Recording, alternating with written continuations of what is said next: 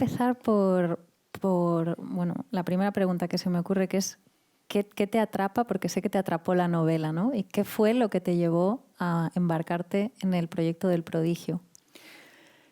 Claro, El Prodigio o The Wonder es una novela irlandesa escrita por Emma Donoghue y yo hice una película en Inglaterra que se llama Ujú. Disobedience Muy y recomendable, que supongo que la habréis visto porque si estáis aquí es que os interesa el cine de Sebastián, pero yo la recomiendo personalmente. gracias, Andrea. Esa fue la primera película que yo hice en inglés y la estaba terminando.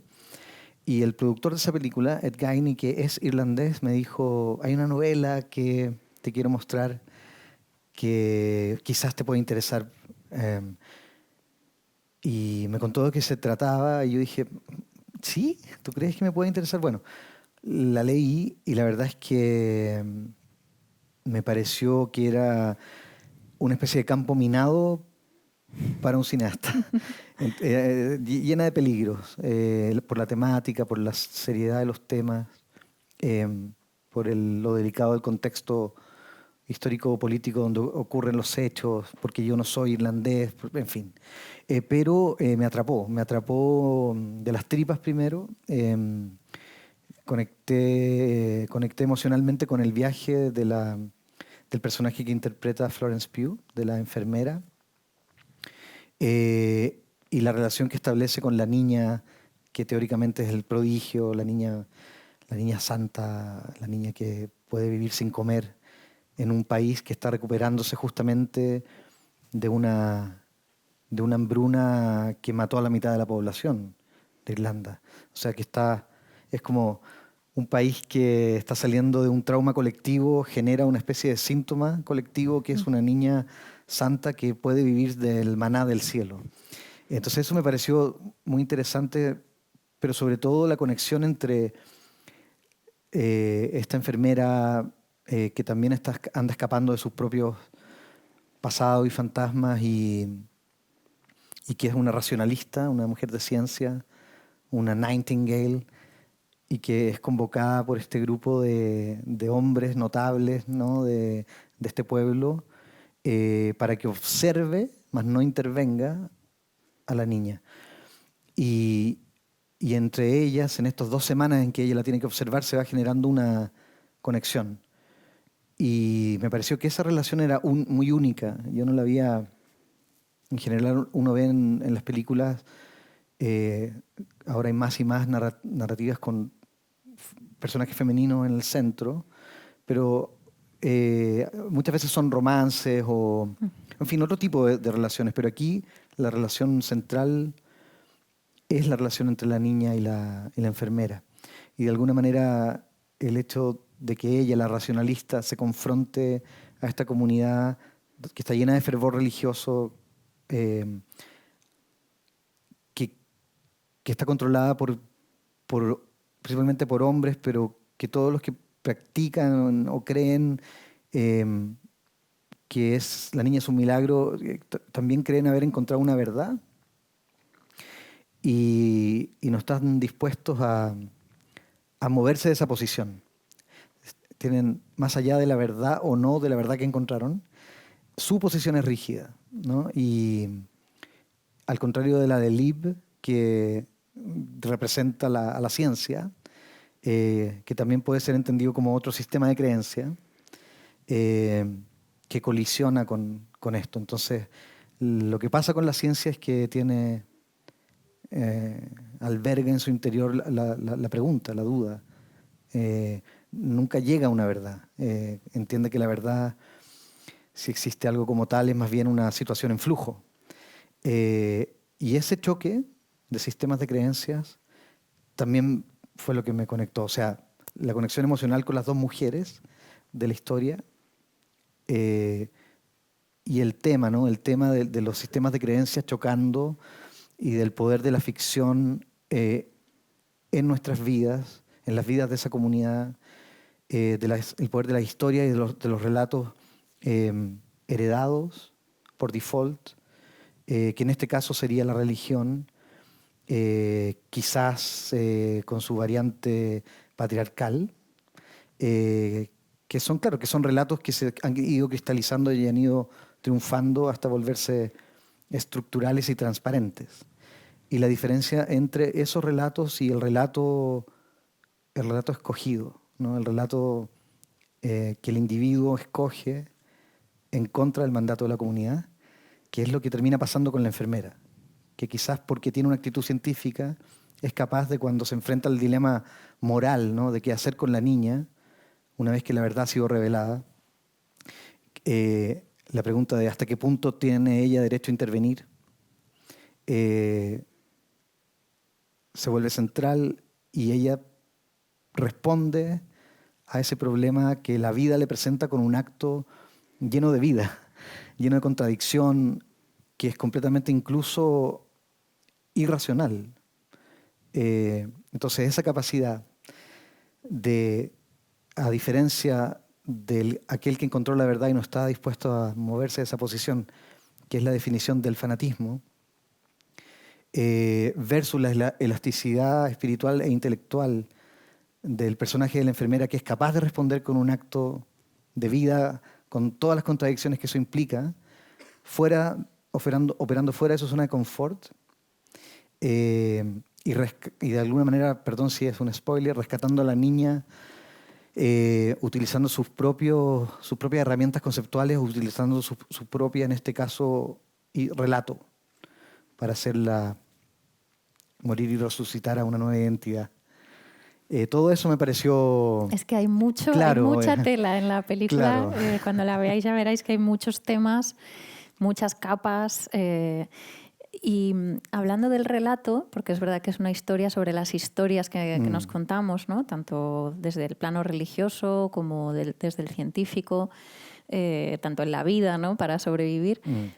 ¿Por eso tenías claro que querías empezar la película con esa, despojando un poco o poniendo en la pantalla la puesta en escena directamente? Sí, porque bueno, no sé. ¿La vieron? No. Algunos. Bueno, igual tampoco es tanto spoiler. Yo sabía que la forma en que empieza y termina la película iba a ser... iba a hablar la gente de ella. Y a algunos le iban a odiar y a otros les iba a gustar. Pero la película empieza en el set de filmación, donde se ven los armatostes de los sets que luego serán utilizados en la misma película, y la cámara va paneando lentamente con una voz en off que invita al espectador como a suspender su descreencia, digamos, ¿no? Y a creer tal como los personajes creen en sus propias historias, en la historia que verán. Y mientras panea, descubrimos un set de un barco, y entramos en ese barco.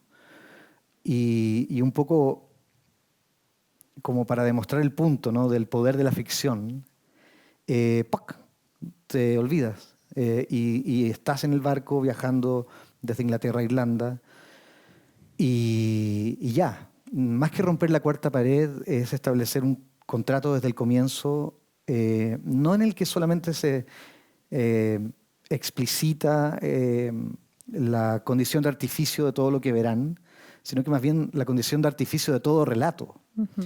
Y entonces creo que pone a la película convierte a la película en el problema. Ya no es solamente el problema de lo que le pasa a la enfermera y por qué está allí, aceptó, y las aventuras y desventuras de los personajes. Y no es solo los personajes, ¿no? Que es un nivel importante, pero no el único.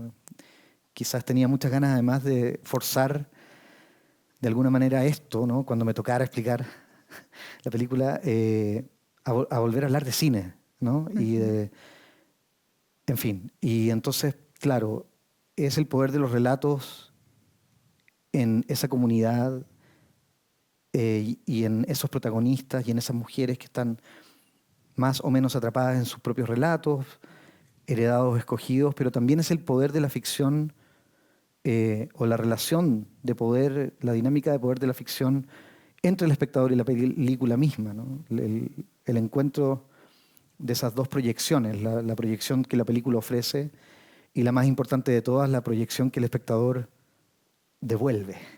Y allí ocurre la película. La película no ocurre en la pantalla, ¿no?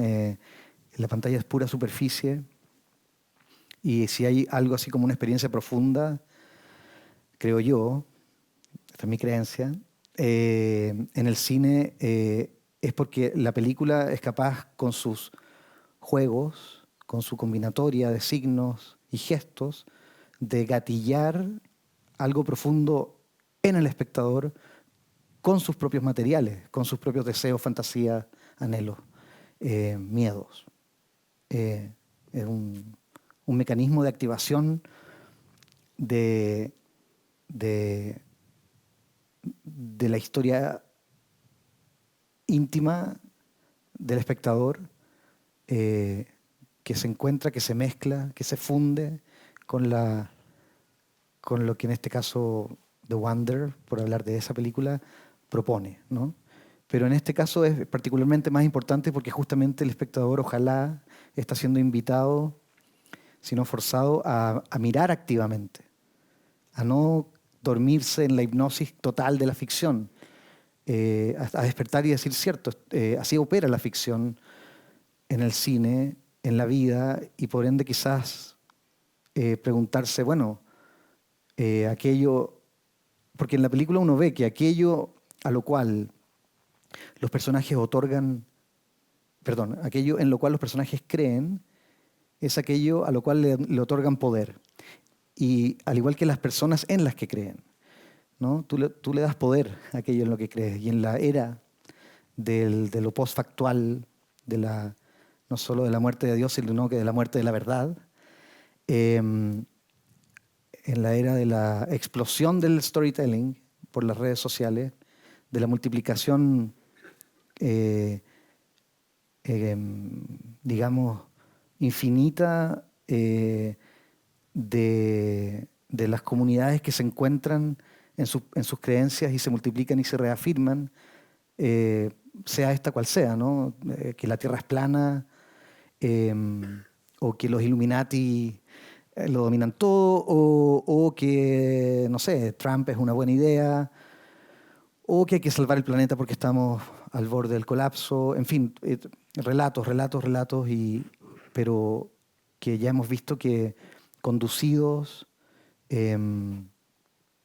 alterados, guiados, pueden tener efectos. Bueno, siempre ha sido el relato una forma de ejercer el control político. El asunto es que hoy día, cuando todo explotó y todos son parte de la coescritura, pareciera que ya no se puede creer inocentemente en nada, y que aquello en lo que uno crea es una responsabilidad haberlo pensado y haberlo escogido. No se puede andar creyendo por default, así nomás, creo yo, ¿no? Y creo que a su oblicua manera la película se mete en esos temas. Y tiene que ser muy potente como director interpelar de esa manera al espectador, ¿no? No sé si como espectador a ti te ha pasado frente a algunas películas, ¿no?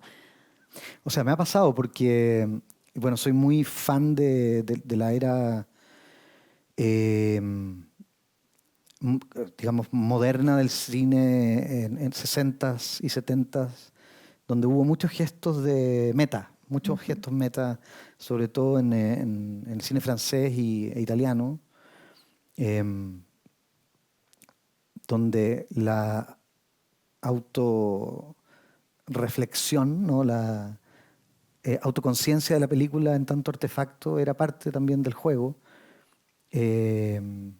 Por decir algo, la secuencia de créditos iniciales de El desprecio de Godard, o la manera en que los personajes de Bergman rompen la cuarta pared a veces y miran a cámara. Y en fin, hay muchos otros ejemplos, pero siempre me han gustado mucho y creo que tienen que ver con algo que el mismo Godard decía, y ahora que murió como que me ha vuelto como importante, sobre todo la primera etapa de él, que es mi favorita, que es que el cine puede o debe ser también pensamiento en forma de espectáculo. que es una idea que a mí siempre me ha fascinado, la verdad, ¿no? El caballo de Troya, ¿no? Como aquí vengan a ver en el caso de The Wonder, ¿no? Esta película con Florence Pugh, de esta enfermera, pero viene otra cosa adentro, ¿no? Viene otra cosa adentro y cuando ya estás dormido, se abre el caballo y bajan los invasores, digamos, pero es contrabando, me gusta eso. Esto puede tener que ver con una idea que te he escuchado en alguna entrevista que me parecía muy potente sobre el cine como un arte bastardo. Sí, bueno, tiene que ver, tiene que ver.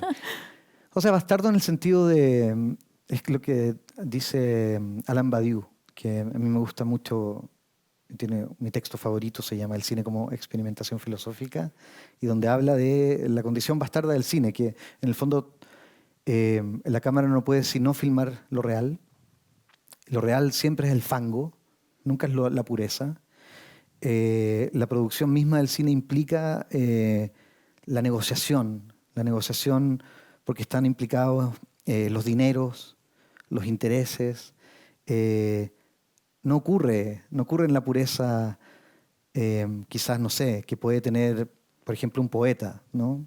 Que está simplemente enfrentado a la página, o el pintor, sino que estás en medio de fuerzas complejas, ¿no? Y que tironean, y con esos materiales, digamos, con esa realidad fangosa, imperfecta, de allí, lo más sucio de la vida, dice Godard, es, de eso se hace el cine, digamos, ese es su material preferido. Y la misión es, mediante la combinatoria, eh, generar algunos momentos de pureza, ¿no? Y eso a mí me parece hermoso como idea, porque él también habla de otra cosa que me parece hermosa, que es, y esa es una batalla, ¿no? Una película es una serie de batallas, algunas ganadas, algunas perdidas, pero una gran película es una película donde hay simplemente más batallas ganadas que perdidas. Y el espectador participa de esas victorias vicariamente, participa de esas victorias simplemente porque está siendo testigo de la batalla, del combate artístico y de la victoria. Y el regalo del cine es que el espectador puede hacer suya esa victoria, sin necesariamente haber hecho la batalla. Y eso me parece que es una forma de entender esta artesanía que a mí me ha inspirado mucho, digamos. ¿Y dirías que es más fácil encontrar esa pureza por ejemplo, en tus primeras películas, ¿no? Que eran películas de guerrilla muy independientes, o en las películas que has hecho después, ya más producidas, más industriales? O sea, todas han tenido, en el sentido de lo que estamos hablando, un origen bastardo, un origen complicado, en el sentido de que, por ejemplo, siempre me preguntan, ahora que has podido filmar con mayores presupuestos en inglés, has tenido que hacer muchas concesiones. Y siempre me río con esa pregunta porque me sorprende que esa sea una idea tan instalada, de que pudiese existir un cine sin concesiones.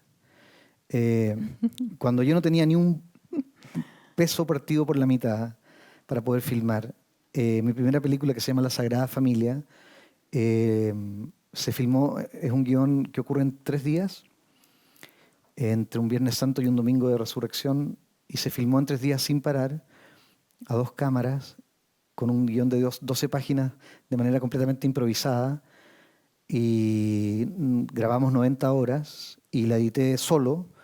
Entonces, el origen es concesión, no libertad. Sí, libertad encontrada luego de haber hecho la concesión. Ok, no voy a esperar a tener el dinero para filmar 7 semanas, ni la voy a filmar en 35, la voy a filmar en HD Cam, ¿no? Y la voy a editar yo solo, y puras concesiones, digamos. Pero lo que hay adentro de eso, lo que se debe encontrar es la libertad.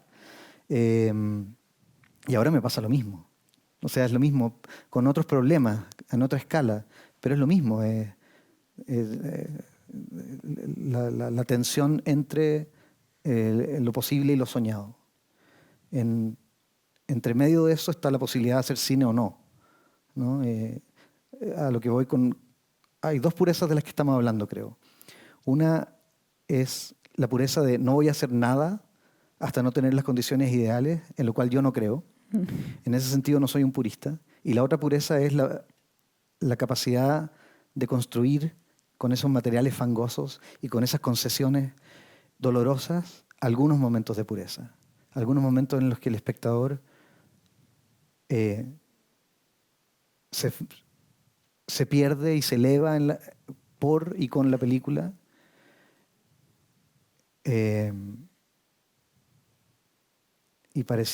Y le pareciera que lo que está viendo es el producto de un trabajo sin esfuerzo, en el cual no hubo concesión, solo libertad, y que todo pareciera estar hecho de aire.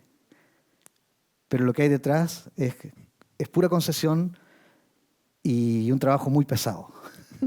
Claro. Es curioso también lo que decías de la pregunta de las concesiones en los proyectos en inglés, porque es verdad que en tu caso son un poco particulares, ¿no? Es Julianne Moore la que se pone en contacto contigo para hacer un remake de Gloria y Rachel Weisz, si no me equivoco, también, la que estaba interesada en que dirigieses tu Disobedience. Y me gustaría preguntarte un poco, claro, creo que son casos particulares en los que las actrices protagonistas son productoras. ¿Cómo es un poco ese tipo de experiencia? O sea, bueno, en el caso de Disobedience, que es la primera vez que filmé en inglés, también ocurrió orgánicamente. Yo nunca tuve en mi radar la posibilidad de filmar en inglés simplemente porque no conocía a nadie que lo hubiera logrado en Chile, no sé, como que no... Era como otro planeta. Yo solamente quería filmar, ojalá hasta ser muy viejo. Y de la manera que fuese pudiendo, ¿no?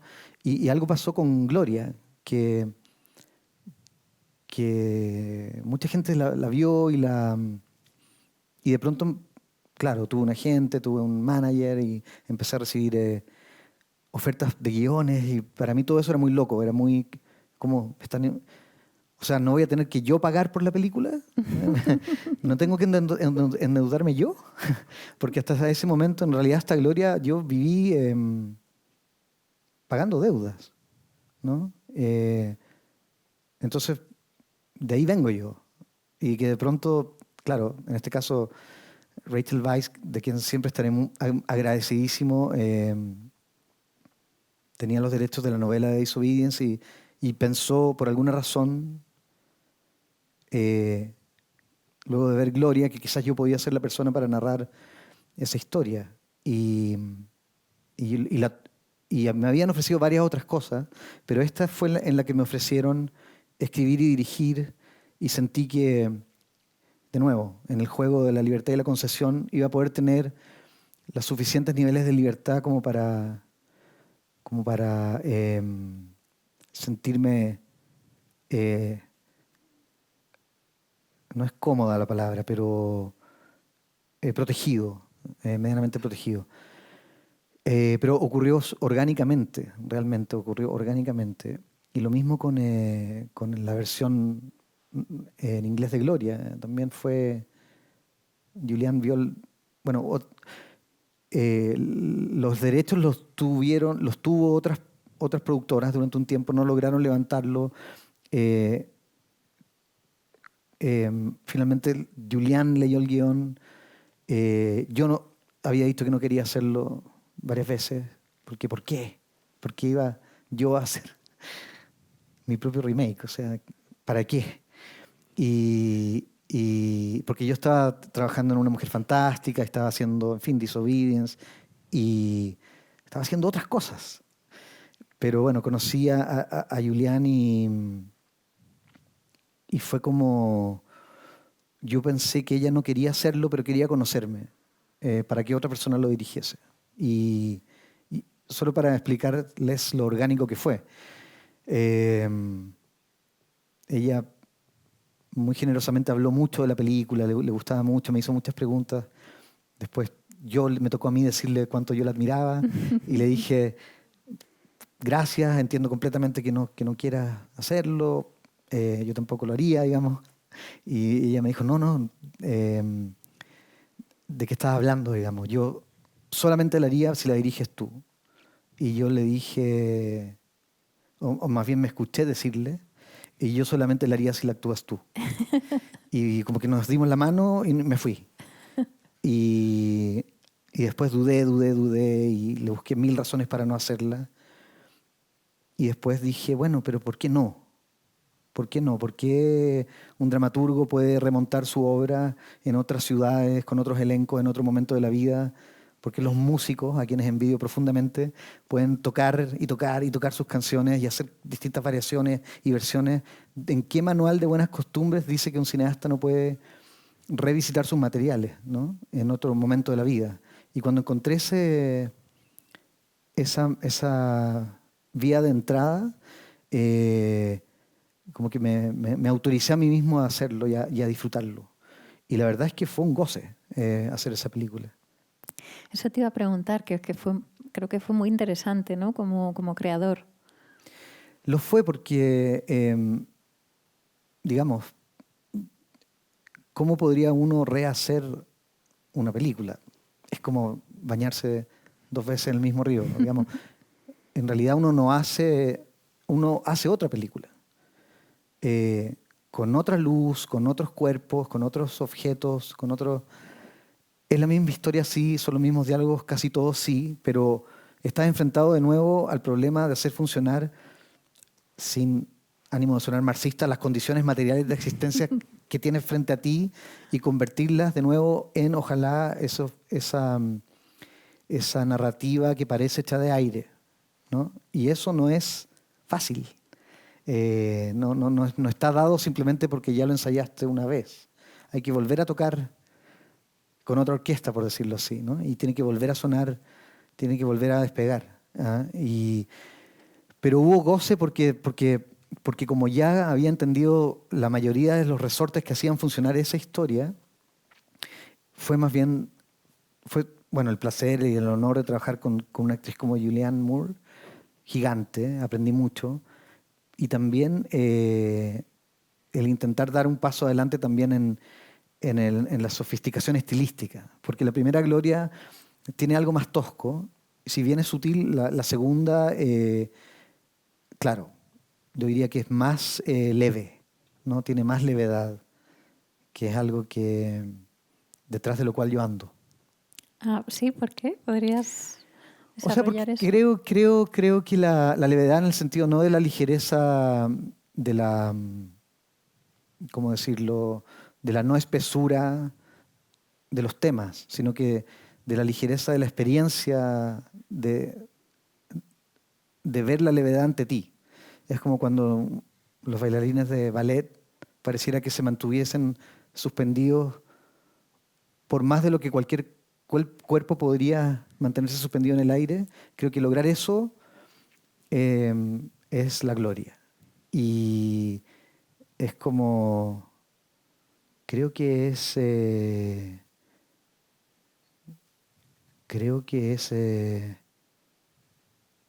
espérame, ¿cómo se llama? Este poeta francés que dice que hay que ser leve, no como el pájaro, sino como, no como la pluma, sino como el pájaro. Y eso creo yo que una película debe ser también, ¿no? Debe ser un pájaro pesado, pero que al verlo flota sin esfuerzo. A eso me refiero. Ujú. Quizás me acuerde de aquí al final quién dijo eso. Si alguien se acuerda, que se anime a compartirlo. No. Es el que dijo: el viento se levanta, debemos intentar vivir. Que lo cita Miyazaki en El viento se levanta. Aprovecho para daros el turno al público, por si tenéis alguna pregunta que os gustaría hacer. Nadie ¿Sí?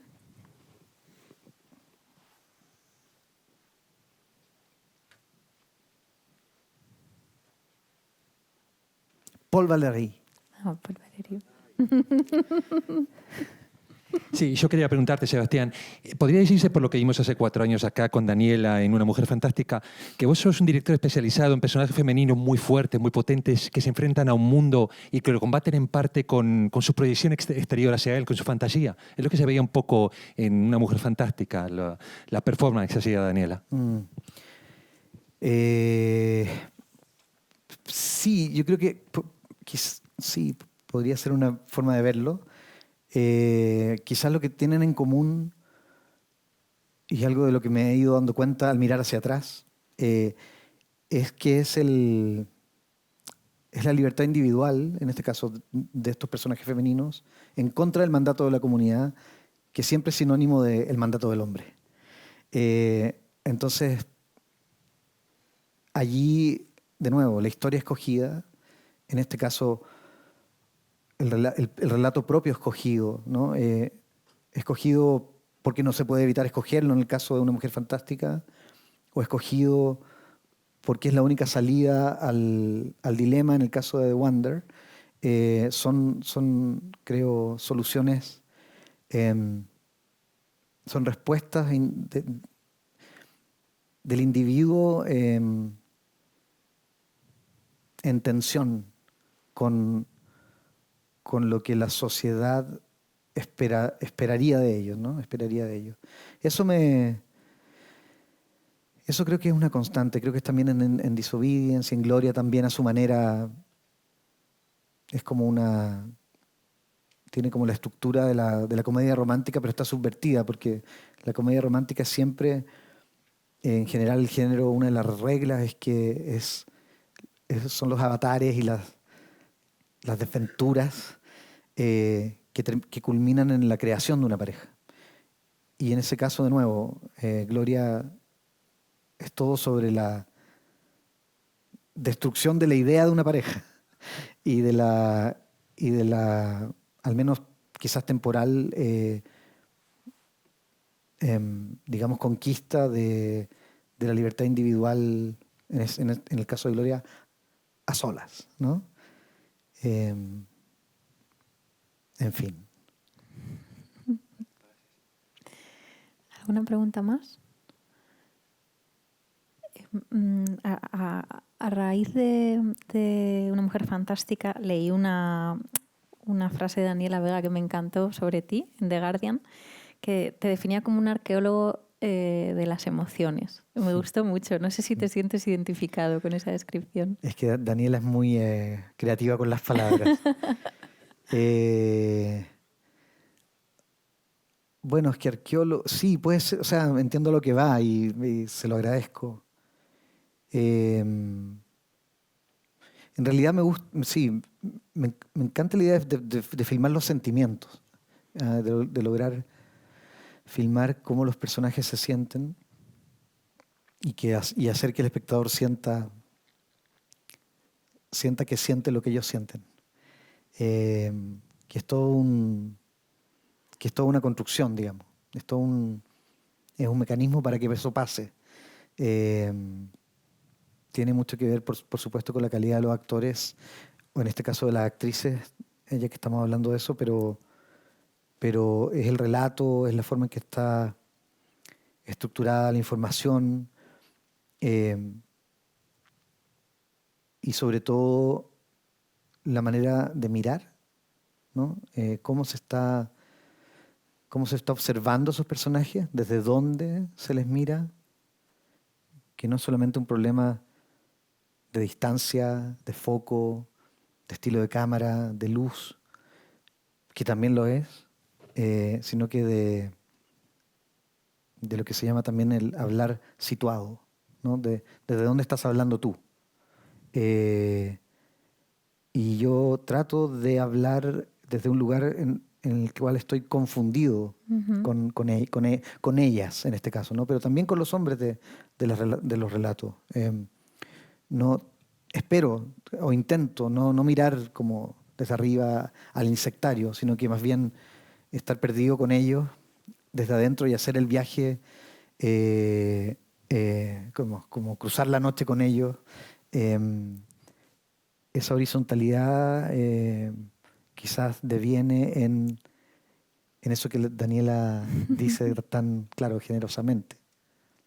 Da la sensación, o bueno, a mí me la da, de que eres un director que disfruta mucho trabajando con los actores y concretamente Sí. con las actrices. Eso es así y volviendo al Prodigio, ¿cómo ha sido trabajar con Florence Pugh, que es una de las actrices, ¿no?, ahora mismo más admiradas? Sí, la verdad es que eh, siempre lo que he hecho ha sido, y esto puede sonar obvio, pero los actores son centrales. No es tan obvio porque hay películas en las cuales los actores cumplen otras funciones, ¿no? Están al servicio de, de otras ideas del director o directora. Están como dentro de un programa de generación de sentido en el cual la existencia misma del actor es importante, pero no es el epicentro. Y lo que a mí me pasa es que,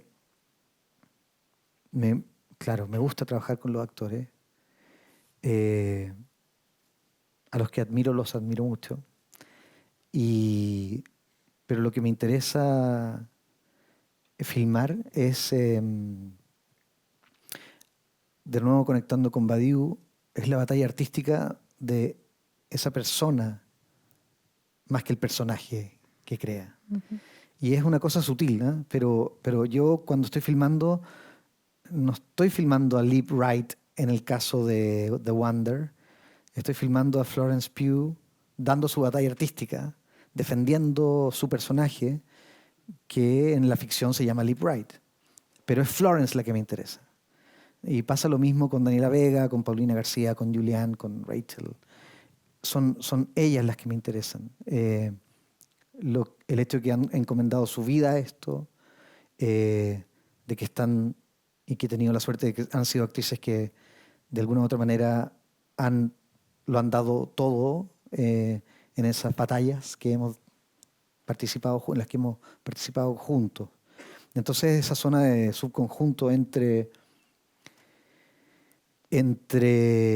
la artista y su creación, me interesa a mí que la cámara esté un poquito más hacia, hacia filmando al artista, digamos. ¿Ah? Por supuesto que después el poder de la ficción hace que a ratos uno se olvide de Daniela o de Florence. Pero eso es quizás lo que me he dado cuenta progresivamente en el tiempo, que eso es lo que estoy tratando de filmar. Ajá. ¿Ah? Es que te iba a preguntar si es algo que habías aprendido como espectador, viendo, ¿no?, películas en las que podías observar eso en otros cineastas, ¿no?, esa misma fijación, o si es algo que has ido descubriendo según has ido trabajando tú como director. Posiblemente ha sido avanzar a tientas, pero sí, ahora cuando ya que soy un hombre mayor, claro, yo me doy cuenta que, claro, que las películas que he amado en mi vida, casi todas tienen que ver con esto, digamos. Tienen en algún nivel la capacidad de filmar a otro ser humano, ¿no?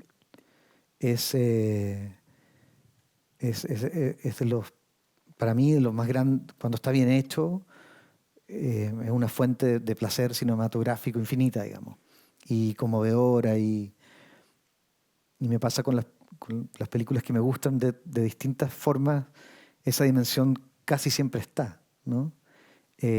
Cuando ya se ponen demasiado frías, a pesar de que soy fan total de 2001, bueno, eso no significa que a uno le puedan gustar cosas que uno no está practicando, ¿no? Pero claro, tanto Bergman como Cassavetes como Truffaut son, o por decir también Jane Campion, son, son directores capaces de filmar lo que en Cassavetes lo describían como el aleteo de mariposa en el rostro de los personajes, que es esos gestos mínimos, y yo creo mínimos que revelan todo, ¿no? Que yo creo que tiene que ver también con la forma de acercarse a los personajes y de mirarlos como quien mira a alguien que uno conoce, o incluso que uno quiere o ama.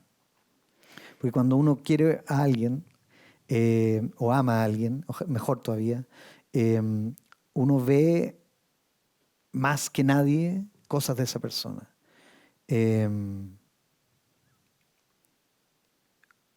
Uno se emociona con cómo cae el pelo, cuando se giran, o la forma en que no sé, la comisura de la boca hace una pequeña línea cuando ríe, o te enerva la manera en que, no sé, pierde el celular y se demora en encontrarlo y siempre están en la cartera.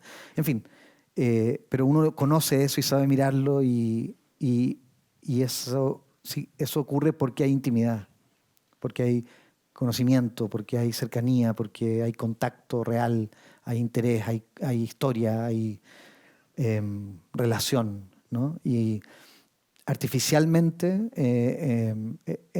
al hacer una película, claro, hay una parte, es como esa idea de que una película es una historia de amor entre la cámara y los personajes. Sí, yo creo que eso es verdad, ¿no? En este tipo de cine del que estamos hablando. No sé si lo es en 2001 o en otros cineastas, pero en Truffaut lo es, ¿no? En Godard lo es. Eh, y espero que en algunas de las que haya hecho yo también eso haya pasado. Por favor, si tenéis alguna pregunta, sí.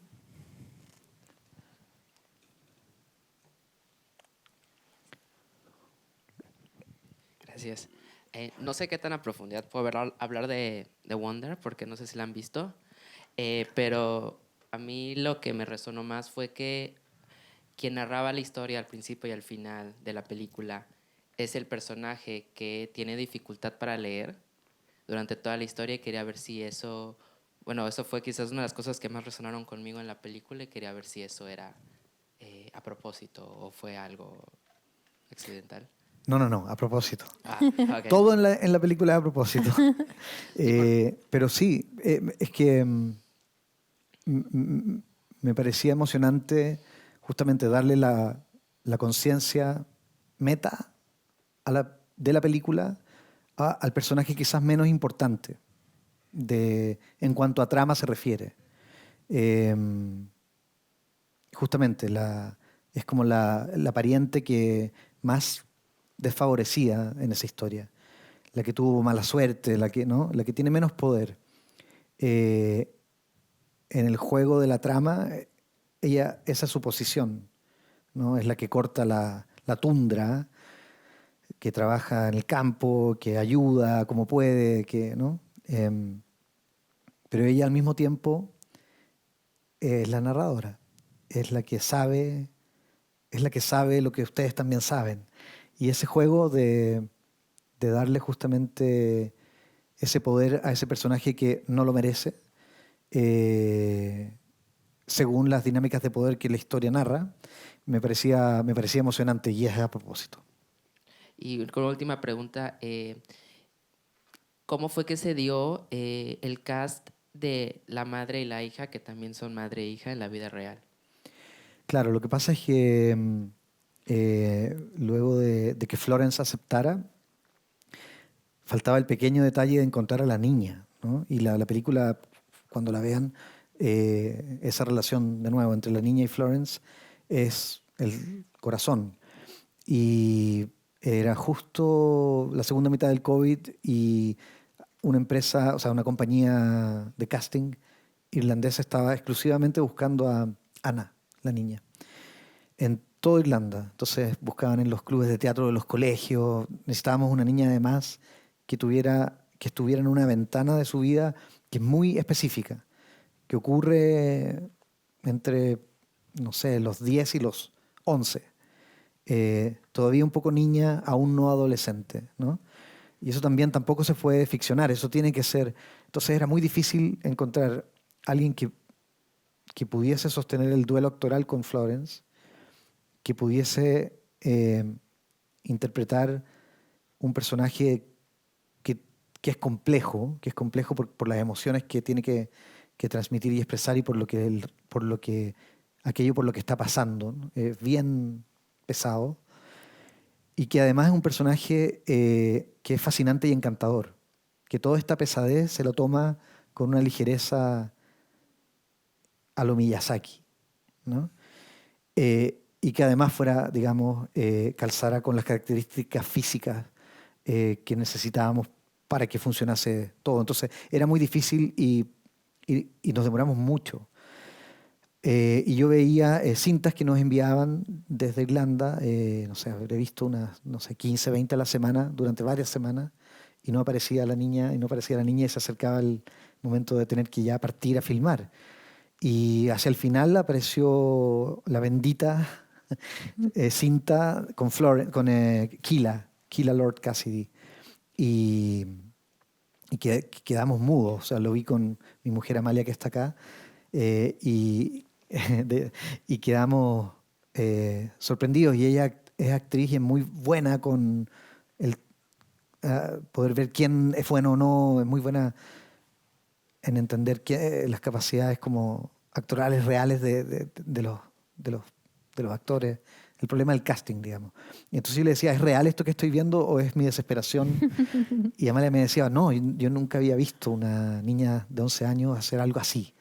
Y es cierto, el nivel de compromiso con el personaje y de la profundidad de la comprensión de lo que le estaba pasando a esa niña en la cinta que grabó en su casa, digamos, con un chal de época, con una luz horrible, era completamente... sí, era... te desarmaba lo que ella hacía. Entonces fue, ok, tenemos a Kila y luego el productor Ed Gainey me dice, ella es hija de Elaine Cassidy. Y yo, ¿pero quién es Elaine Cassidy? Ah, y claro, Elaine Cassidy, la actriz de televisión que ha hecho algo de teatro. Me acuerdo haberla visto en el video The Scientist de Coldplay. Es la novia que no sé si han visto ese video, muy lindo ese video en todo caso. Y primero le pregunté a Kila, le pregunté, ¿te parecería, qué te parece la idea de que tu mamá interpreta a tu mamá? No le he preguntado, pero quiero saber si a ti te acomoda. "Ah, me encantaría", me dijo, porque ella es así como, sería súper. Y después le pregunté aquí a Elaine, le dije, Elaine, le pregunté a Kila, ella está ok. La verdad es que sería maravilloso tener el honor de filmar a la madre y a la hija en esta batalla. Y ella dijo que sí, y es una de las cosas más lindas que pasaron en la película, porque realmente es un lujo filmar a las dos. Kila es una actriz de verdad, es una verdadera actriz que nace, que es un poco tiene la mezcla de ser una natural, verdadera actriz y al mismo tiempo haber heredado la artesanía de sus padres, ambos actores. Entonces, y Elaine es una muy buena actriz, entonces, ¿quién la iba a defender de Florence mejor que ella? ¿No? Entonces, claro, fue un lujo poder filmarlas a las dos y filmar a Kila en esa ventana exacta en que aún es un poco niña y uno ya puede ver la mujer en la que se va a convertir, en fin. Ocurrió así. Mientras...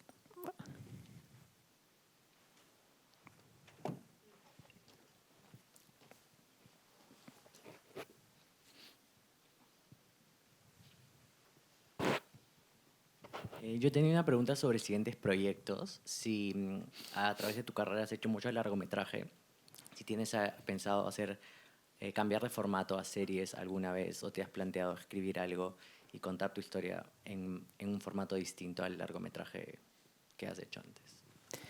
O sea, no me he cerrado y he estado buscando y no me ha ido muy bien. Pero sí me gustaría, o sea, alguna vez me gustaría probarlo. Sobre todo si es una serie limitada. Ese formato me gusta como idea. Pero en realidad lo que ha ido pasando es que he ido pudiendo seguir filmando las películas que he estado escribiendo y desarrollando, entonces tendría que entrometerse algo muy fuerte como para decir que no a algunas de las películas que uno también trabaja por años. Entonces, no es tan fácil. ¿Eh? Y no me he propuesto escribir una todavía. Quizás eso es lo que debería hacer. Sí. Buenas, hola. Te quería preguntar si creo que no has trabajado para plataformas con anterioridad, pero al saber que iba a ser distribuida por Netflix, si tu metodología de producción o de crear el guión, etcétera, cambió en algún sentido al saber que iba a ser más para televisión y ordenadores que para una pantalla de cine y que la mayoría de la gente le iba a ver en sus casas. Uh-huh. La pregunta del momento. Bueno, nosotros escribimos el guión y Florence leyó el guión y salimos a ofrecer el guión a la industria sin saber quién iba a financiarlo. Entonces, yo escribí una película, luego Netflix fueron los únicos que dijeron, necesitas X, te damos X. Todos ofrecían números negativos. Y X dijo, te damos haz lo que... Y fue como, ¿en serio? Sí. Ok. Y hice una película. No hice una película de Netflix, no sé cómo se hace eso. Yo hice una película como las que he hecho antes, con la misma garra y terror. ¿Eh? Y entiendo que estamos en un momento de transición de las formas de distribución, pero de distribución en el sentido de cómo se ven las películas, ¿no? Hoy día el asistente de montaje de The Wonder me manda un mail feliz. Me dice, en la mañana iba en el tube y en el metro y al lado mío venía una mujer, una señora, viendo The Wonder en el iPad. Y yo... Pero bueno, la señora está viendo The Wonder, que probablemente... Bueno, primero The Wonder no existiría si no hubiese sido financiado por Netflix. Segundo, no sé qué es una película de Netflix, no sé cómo se escribe. Yo creo que el cine es un lenguaje y en la medida en que se siga expandiendo y hablando, no va a morir, ¿no? No lo mató el sonido, no lo mató la televisión, no lo mató el control remoto, no lo mató el VHS y no lo matará Internet. El asunto, creo, y porque yo creo en esto, creo en la experiencia colectiva, creo que cuando sales de tu casa, ya no eres solo tú y tu mundito, estás más frágil, estás con otros, y eso es bellísimo, y no concibo un mundo en el cual las salas de cine desaparezcan. Pero al mismo tiempo, es un poco ciego negar el momento tecnológico en el que estamos. O sea, justamente hoy alguien hizo clic, no sé a dónde en Netflix, no sé en cuáles de las oficinas, y The Wonder está disponible en 240 millones de pantallas. Me habría gustado que hubiera estado más largo tiempo en el cine, sí, por supuesto. Pero de nuevo, ¿es concesión o es libertad? ¿No me entiendes? Yo quería hacer The Wonder, y al igual que la primera película que hice en 3 días, esta era la manera concreta de poder hacerla, y la hice. Y creo que siempre, creo que no veo cómo yo podría perder, digamos, toco madera, en el sentido de la misión de hacer siempre una película, ¿no? A no ser que haga una serie. Pero en el fondo, claro, hacer una película es hacer una película. No. Y sé que tuve el privilegio de tener mucha libertad creativa y fueron muy respetuosos conmigo y pude hacer realmente lo que quería hacer. Ahora también estoy así como entre excitado y tiritando porque no entiendo los números, son números astronómicos. Entonces es como, ¿y qué está pasando en Japón? ¿Y qué está pasando en...? Es muy loco, ¿eh? Pero al mismo tiempo, claro, vaya, wow, digamos, el contrabando del caballo de Troya agarró vuelo en este caso y va a llegar el caballo a, ¿no?, millones de hogares, y alguna gente bajarán los soldados de noche y información contrabandeada entrará en sus sistemas. Enhorabuena. Tenemos tiempo para una última pregunta. No sé si alguien se anima y rematamos esta charla tan interesante. ¿No? Si no, me animo yo. Porque hay una cosa que te quería preguntar, Sebastián, que me parece muy interesante del Prodigio y que creo que está en todo tu cine, que es cómo vas oscilando entre distintos géneros, ¿no? La película a veces tiene aspectos de terror, pero también de western, a veces es un retrato de personajes. Y recuerdo que en un momento dado Una mujer fantástica la definiste como una película transgénero, Sí. también en ese sentido. Sí. ¿Es algo que te interesa especialmente en tus películas? Sí, pero me he ido siendo más consciente desde Gloria de eso. Porque Gloria, cuando me preguntaban el género, yo decía, es bossa nova.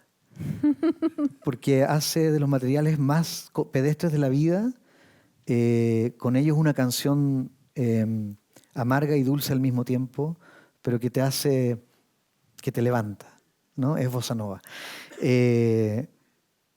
Pero luego Una mujer fantástica ya fue producto también de mi relación con Daniela, que fue con la consultora de guión de la película, antes de ser la actriz. No de guión, sino que la amiga de la película a la cual yo podía llamar durante un año para preguntarle sus vivencias y por lo que ella había pasado. Y ella, conocerla a ella y su fluidez, ¿no? Empujó al guión hacia lo transgénero en el sentido de género cinematográfico. Y ya mucho más conscientemente esa película deliberadamente parte como un melodrama clásico y luego va deveniendo visita distintos territorios, de manera género fluida, si se quiere. Entonces se convierte en el estudio de un personaje femenino, en una película de funeral, en una película de venganza, que tiene momentos de fantasía, incluso de baile, en una película de fantasmas. Y me parecía a mí que, claro, que esa condición que en ese momento yo le decía transgénero, ahora le diría género fluida, fue la manera formal que la película encontró de comunicarse íntimamente con su personaje central, con su sujeto de estudio, por decirlo así. Y luego en The Wonder también está presente eso. Porque también hay algo rígido en la idea del género en el cine, ¿no? Y creo que los que hablamos español lo entendemos doblemente la relación entre género y género, ¿no? Así como estamos en un momento en el que la cultura nos está pidiendo más elasticidad con la definición y la relación que tenemos con los géneros de las personas, así también creo que la ficción se pone al día, se comunica con eso. Hay un escritor chileno que se llama Jorge Labatut, a quien recomiendo mucho, tiene un gran libro que se llama El verdor terrible, y él le preguntan por el género de su libro, y es un libro que oscila también entre varios, que visita distintos géneros, y él dice, es degenerado. y me gusta esa idea, porque hay algo que llama al orden en el género, y hay algo subversivo en lo degenerado. Y espero que en ese sentido, y en el mejor sentido de la palabra, The Wonder sea, en cierta forma, una película degenerada. Pues muchísimas gracias, Sebastián. No todos los días tenemos la oportunidad de tener charlas así de de profundas y de interesantes sobre cine. Ha sido un Gracias. placer. Muchas Muchísimas gracias a ti. gracias a vosotros por venir a Gracias. escucharnos. Gracias por recibirme.